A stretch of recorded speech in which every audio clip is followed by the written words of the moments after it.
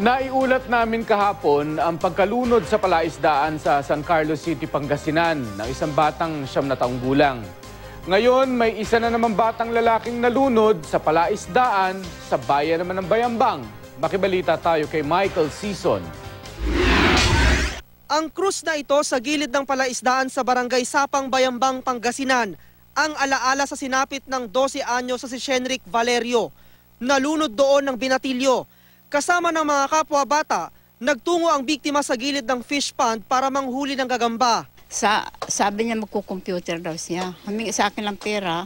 O di binigyan ko naman kasi pag humingi yan ng pera, nagre-research computer sa kanya mga homework.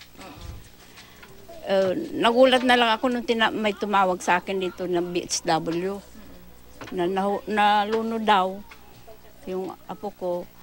Dahil sa lalim ng palaisdaan, bigo ang mga kalaro na maisalba ang biktima. Lumalayo, ma'am. Lumayo siya kaya hindi mo nahila. Marunong ka bang lumangoy? Si Shenrick. Posibleng lumalim ang level ng tubig sa palaisdaan dahil sa pag-ulan. Pakiusap ng mga otoridad, lagyan ng babala o harang ang paligid ng mga fish pond para hindi mapuntahan ng mga bata. Sa mga magulang naman, bantayan ng mga anak at pagsabihan huwag pupunta sa mga fish pond o ilog, lalo na ngayong madalas umulan.